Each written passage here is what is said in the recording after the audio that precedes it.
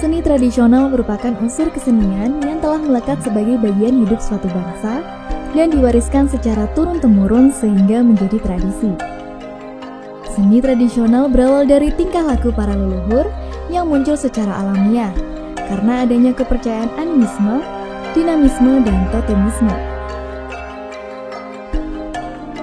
Selanjutnya, kepercayaan dan agama lain seperti Hindu, Buddha, dan Islam mulai memberikan pengaruhnya terhadap bentuk seni tradisional yang telah diwariskan oleh nenek moyang.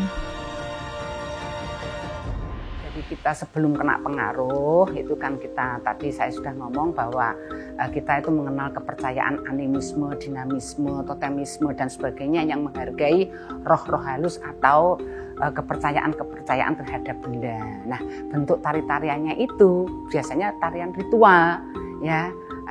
Yang tarian ritual itu biasanya dilakukan bukan untuk menunjukkan estetikanya, tetapi untuk menunjukkan harapan-harapannya. Ya, jadi biasanya tariannya juga sederhana. Apa yang dituju itulah yang diekspresikan di dalam gerak, begitu ya. Nah, sekarang pun tarian itu masih ada di Indonesia, utamanya wilayah-wilayah yang terpencil itu masih ada. Kemudian pada abad keempat mulailah kita masuk ke pengaruh Hindu. Ya, Hindu masuk ke Indonesia itu melalui Kutai Tarumanegara di sana, kemudian berkembang sampai kepada Jawa. Nah, itu berpengaruh besar terhadap perkembangan seni pertunjukan, utamanya teater tradisional, tari dan sebagainya. Sebab pakem-pakem itu ada di salah satu istilahnya kalau sekarang ensiklopedinya India ya, yang kemudian bisa dipelajari. Jadi gerak-gerak yang ada di relief Candi Prambanan maupun Candi Borobudur itu pedomannya adalah dari India. Tetapi karena kita itu ya inkulturasinya itu bisa lebur sedemikian rupa sehingga simbol-simbol itu ya digarap lagi oleh seniman-seniman Indonesia sehingga menjadi tari-tarian klasik. Dulu kalau masih berorientasi pada fungsinya upacara, itu tidak ada tema-tema dari Ramayana, Mahabharata, itu hadir karena pengaruh Hindu. Ya, jadi karena pengaruh Hindu itu berpengaruh besar terhadap arsitek, kemudian juga seni pertunjukan itu tadi, hadirnya wayang itu juga tema-temanya dari Hindu begitu. Tapi karena leburnya itu sangat halus sehingga kita merasakan bahwa itu milik kita. Tetapi sejatinya itu adalah pengaruh Hindu. Nah, kemudian setelah abad ke-8 ya, masuk ke 10, 11, 12 itu kan kita masuk kena pengaruh Islam gitu ya. Pengaruh Islam itu tidak mendukung ya adanya seni pertunjukan utamanya tari ya, sehingga yang berkembang saat itu adalah arsitek-arsitek untuk masjid ataupun selingkungnya itu berkembang karena pengaruh Islam. Pengaruh Islam yang berkembang di seni pertunjukan itu juga ada, tetapi itu kemudian digarap ya, dari bentuk-bentuk tariannya disesuaikan dengan unsur-unsur Islam begitu ya. Nah, setelah Islam itu masuk, kemudian kita akan kena pengaruh Barat, artinya kita kena penjajah Belanda itu ya, hampir 3,5 abad. Nah, itu juga berpengaruh terhadap bentuk-bentuk seni pertunjukan. Kalau dulu itu kita masih pendopo, ruangan terbuka, bisa sekarang adanya proscenium. Proscenium itu ya bentuk-bentuk seperti gedung di Sawunggaling itu adalah kena pengaruh Barat. Adanya karcis, adanya seni pertunjukan yang dijual, itu karena pengaruh Barat. Kemudian pengaruh Barat juga membawa dampak pada musik ya. Musik-musik Barat itu kemudian dikolaborasikan dengan musik tradisional, sehingga di keraton itu kan kehidupan berkeseniannya kan luar biasa. Jadi seniman-seniman yang ada di daerah itu oleh keraton itu dikumpulkan, kemudian dibiayai hanya untuk berkarya.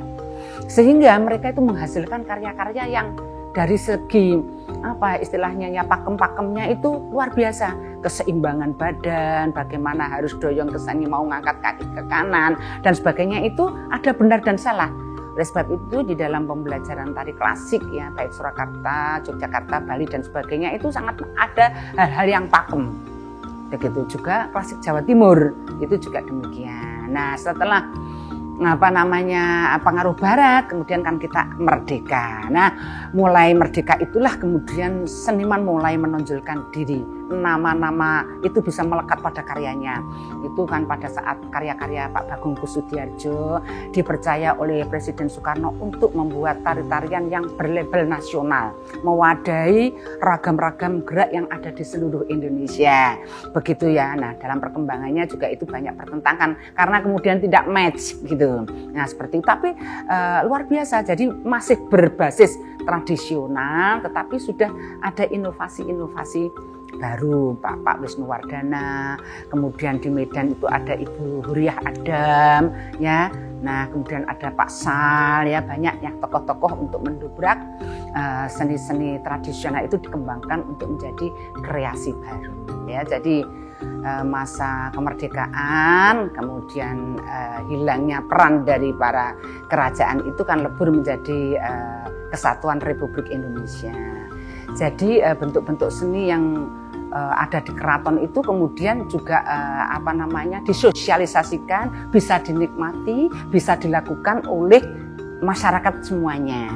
Ya, jadi akhirnya di Institut Seni atau Akademi Seni juga mengajarkan itu.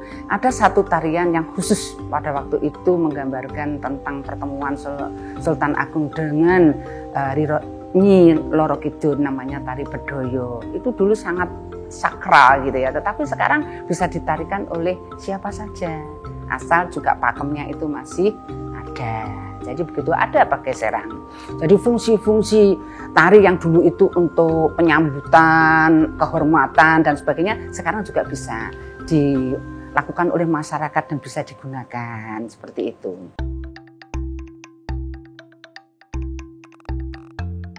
Ya, kita tahu ya bahwa geografi Indonesia itu bermacam-macam. Ada satu daerah yang itu masih terpencil, ya, belum kena pengaruh mana-mana. Ada satu daerah yang sudah berbentuk kerajaan, di mana semua struktur organisasi, hierarki dan macam-macamnya sudah tertata rapi. Nah, itu berpengaruh terhadap kondisi seni pertunjukan, ya. Nah, jadi seni pertunjukan yang ada di keraton dulunya yang kita sebut klasik itu kan sesuatu yang sudah mengkristal estetikanya, itu masih ada di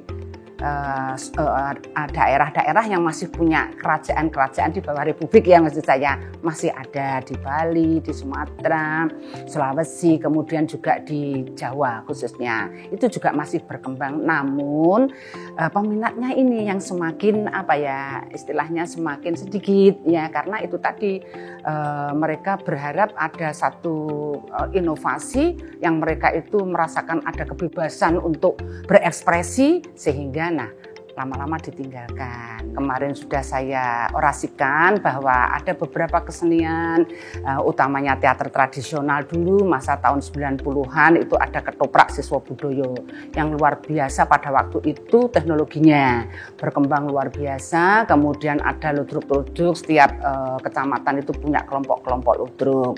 Nah, kemudian ada juga bentuk-bentuk wayang orang yang dulu di Sriwedari, itu juga akhirnya juga tidak ada peminat. Nah, hal itu juga berlaku hampir di seluruh Indonesia seperti itu.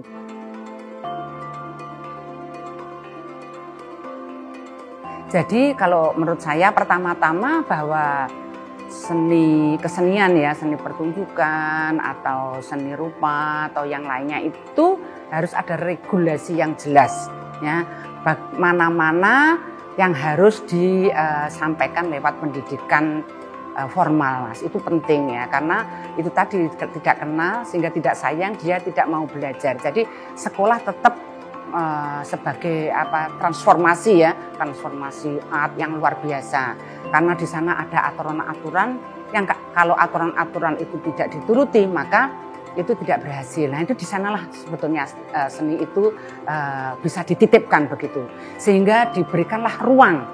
Sementara ini kan hanya 2 SKS, Mas, itu dibagi 4, Mas, seni rupa, tari, drama, teater, 2 SKS. Nah, bagaimana mereka mau mengenal do re mi fa sol la si do atau jiro lu mo nem pi untuk gamelan? Tidak bisa. Akhirnya kemudian sekolah itu memberikan wadah di ekstrakurikuler, ya. Nah, karena ekstrakurikuler itu adalah pilihan, ya begitu, Mas. Siswanya mlebu metu, artinya tidak bisa paten ikut konsen begitu, ya. Tapi ya Kalau ada aturan atau regulasi dari sekolah yang jelas, pasti pun dengan ekstra juga berhasil. Nah, kemudian harapan selanjutnya itu ya di pendidikan non formal, sanggar. Nah, sanggar itu alhamdulillah ya banyak orang-orang Indonesia ini yang maksudnya kepeduliannya terhadap seni atau seni tradisional, seni pertunjukan itu luar biasa. Buktinya apa? Mereka swadaya untuk mendirikan sanggar sendiri dengan komponen-komponen yang sangat kompleks itu. Jadi pemerintah, maaf ini ya, kurang istilahnya kurang memberikan apresiasi terhadap bentuk-bentuk seni yang kita miliki. Buktinya apa? Itu tidak termuat di dalam kurikulum. Sehingga anak-anak itu yang dikenal ya hanya lewat media, hal-hal yang sifatnya dari luar. Nah, mestinya kalau adanya otonomi minimal itu pemerintah itu lewat pendidikan itu ada regulasi yang jelas tentang bagaimana kita menyampaikan seni-seni tradisional, seni pertunjukan, musik tradisional dan sebagainya. Itu luar biasa, anak akan kenal. Anak akan, oh itu loh punya saya, akan punya jati diri. Sekarang kan tidak. Yang diagungkan itu kan Korea. Mulai dari lirik, tarian, semua Korea. Yang sebain yang ada di TV, yang di penontonnya banyak, kita kan enggak. Sementara kalau kita itu pentas ke luar negeri, contohnya yang kemarin saya buat itu adalah sanggar dari sanggar Trenggalek, sanggar Pendopo yang go internasional. Itu luar biasa. Masyarakat internasional itu sangat mengagumi. Sekarang itu ya di Inggris, Amerika, kemudian mungkin di Jepang itu kurikulum karawitan itu sudah milik mereka. Karawitan dipelajari, didatangkanlah dosen-dosen dari isi Yogyakarta, Surakarta untuk mengajar. Dan jangan keliru, jadi sinden Lukito ya, itu Nyi Lukito itu sekarang bisa dinyanyikan oleh orang dari Jepang. Suaranya luar biasa, begitu kagumnya karena mereka sudah kenal. Nah, kita itu tidak demikian. Oleh sebab itu, kalau menurut saya ya itulah pentingnya di otonomi ini mana-mana daerah yang memang perhatian terhadap seni pertunjukan. Kalau di Trenggalek itu kegiatan berkesenian itu masuk APBD ya, untuk daerah itu anggaran daerah. Jadi seniman-seniman itu sudah kehidupannya ada jaminan. Sehingga tinggal mereka itu berpikir bagaimana berinovasi, bagaimana mempublish ikon-ikon Trenggalek yang luar biasa lewat go internasional.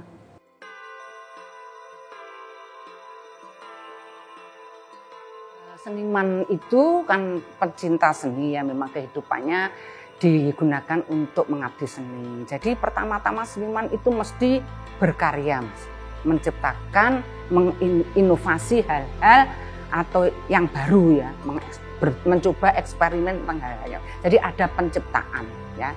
Yang kedua, setelah mereka mencipta itu kan ada pergelaran. Ya, ditawarkanlah, ditontonkanlah ini karya-karya yang berbasis tradisional, mengambil dari tema-tema, kalau misalnya di Sanggan Mangundarmo itu juga mengambil tema-tema topeng.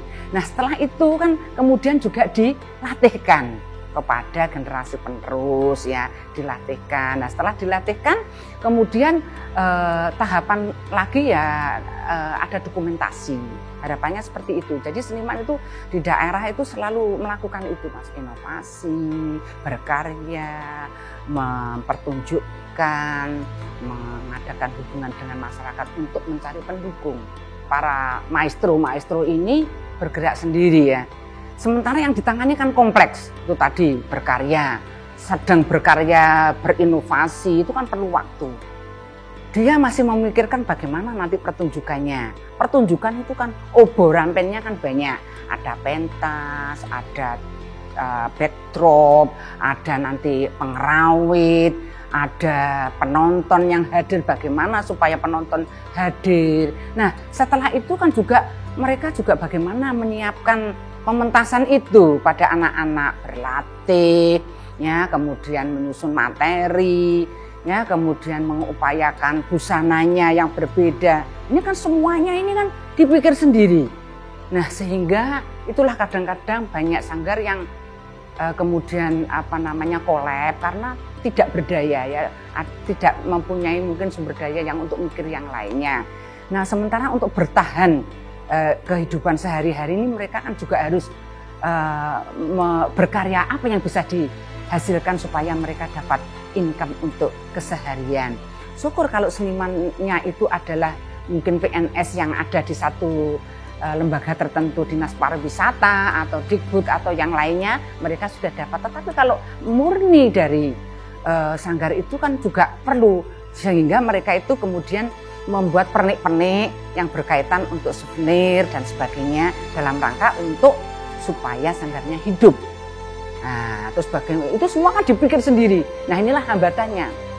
Itu jadi komponen-komponen bagaimana menghadirkan siswa supaya siswa ikut les, bagaimana membayar pelatihnya supaya ada pelatih yang juga ikut membantu sanggar, ini kan semua dipikirkan. Nah, itulah yang kadang-kadang membuat seolah-olah dia itu menjadi kepala sekolah, tetapi tidak ada sumber keuangan ya yang bisa didapatkan secara rutin.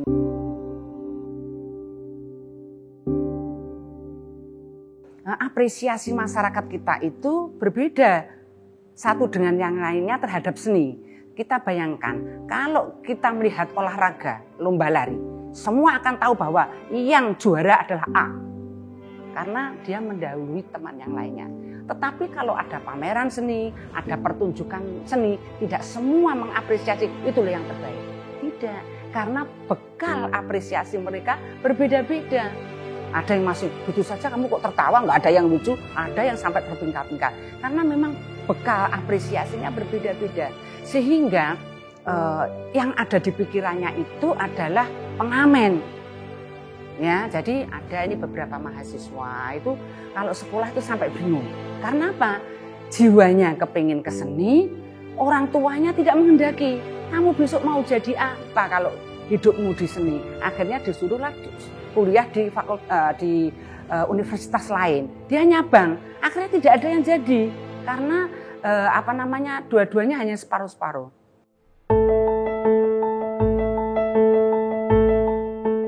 Pada hakikatnya semua ilmu itu terhormat, kan begitu. Yang membuat tidak terhormat itu sebetulnya adalah pemerintah sendiri. Ya, mengapa demikian? Kemarin mata kuliah yang di UAN kan, ujian nasional itu kan tertentu. Sehingga yang lainnya tidak dianggap penting.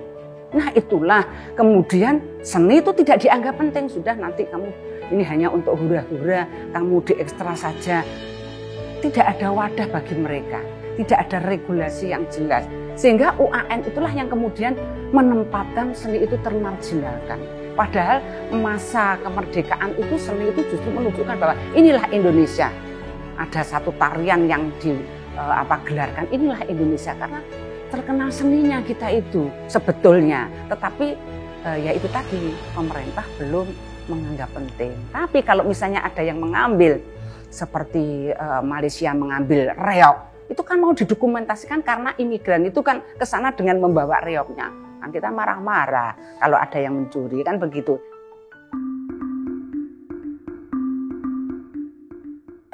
Yang ideal ya, yang ideal itu seperti saya punya satu model yaitu di Sanggar Pendopo Trenggalek itu ya. Jadi memang ada anggaran yang disisihkan dari APBD. Nah, dari sanalah kemudian seniman-seniman itu nanti akan membangkitkan, mengkonstruksi, merevitalisasi bentuk-bentuk seni yang kemarin sudah lama-lama punah itu untuk berpikir ke sana. Dia jadi ada maksimal ya untuk melakukan inovasi dan eksperimen untuk kesenian itu. Nah, sudah tidak direpoti dengan kegiatan yang lain karena sudah ada. Iya, nah itu sangat perlu. Nah, kalau tidak ya nanti ya itu tadi upaya dari seniman sendiri, ada yang seniman yang punya strategi manajemen yang bagus, ada seniman yang masih juga konvensional, yaitu ya akan alami nanti akan punah begitu. Sanggar yang punya visi yang kuat ya, apa yang akan dituju ke depannya, itu jelas Mas sebetulnya. Jadi ada program-program semacam kurikulumnya itu yang nanti akan ditransformasikan kepada anak didik itu apa. Terus nanti capaiannya seperti apa. Jadi Sanggar Mangun Darmo yang di Malang itu kan sampai menjadi tempat kajian orang luar negeri mengkaji tentang seni pertunjukan topeng dan topengnya. Jadi pada ke sana sampai dipercaya seperti itu. Nah, itu kan tidak akan pernah sepi. Jadi para turis itu dibawa ke sana, diberikan suguhan tentang pertunjukan wayang topeng yang di negaranya tidak ada. Tentu saya juga punya harapan bahwa karena kita kekayaannya itu adalah seni tradisional, yang seni tradisional inilah bisa kita kembangkan, ya. Kita eksperimen, inovasi, kita revitalisasi, ya. Nah, supaya seni-seni ini juga hadir bersama lewat media, dan media juga mau, ya, menghadirkan itu lewat tayangan-tayangan, kemudian lewat media yang mudah dinikmati oleh masyarakat. Dan saya yakin, seyakin-yakinnya masyarakat masih mendukung kalau mereka itu dikenalkan.